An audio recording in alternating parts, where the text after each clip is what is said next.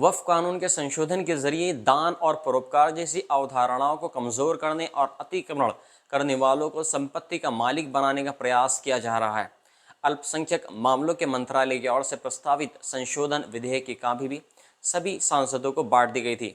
सरकार का दावा है कि यह संशोधन कानून में मौजूद खामियों को दूर करने और वक्फ की संपत्तियों के प्रबंधन और संचालन को बेहतर बनाने के लिए बहुत ज़रूरी है।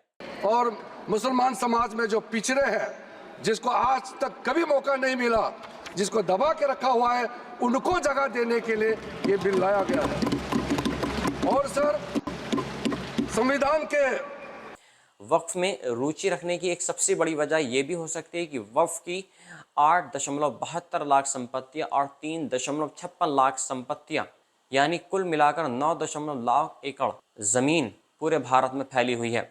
रक्षा मंत्रालय और भारतीय रेलवे के बाद अगर सबसे अधिक संपत्तियां किसी के पास हैं तो वे वक्फ बोर्ड के पास हैं। इन तीनों के पास देश में सबसे अधिक ज़मीनों का मालिकाना हक है। पिछले 2 सालों में देश के अलग अलग न्यायालयों में वक्फ से जुड़ी करीब 120 याचिकाएं दायर की गई थी। इसके बाद इस कानून में संशोधन प्रस्तावित किए गए हैं। कानून की वैधता को इस आधार पर चुनौती दी गई है कि जैन, सिख और दूसरे अल्पसंख्यकों समेत दूसरे धर्मों में से ऐसे कानून लागू नहीं हैं। वकील अश्वनी उपाध्याय ने मीडिया को बताया, भारत ऐसा राष्ट्र नहीं हो सकता जहां 2 कानून हो।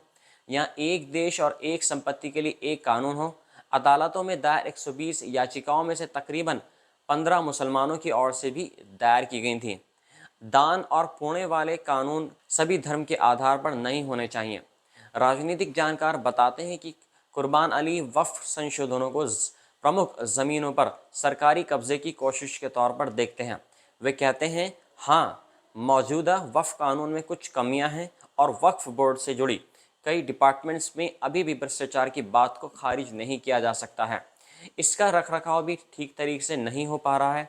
वक्फ अधिनियम में प्रस्तावित 44 संशोधनों से पहले ही कई छोटे शहरों, कस्बों, खास तौर पर उत्तर भारत के राज्यों में वक्फ बोर्ड को ख़त्म करने की मांग को लेकर विरोध प्रदर्शन देखे जा चुके हैं। वक्फ बोर्ड कोई भी चलिए अचल संपत्ति होती है जिसे कोई भी व्यक्ति जो इस्लाम को मानता है, अल्लाह के नाम पर धार्मिक मकसद या परोपकार के मकसद से दान करता है।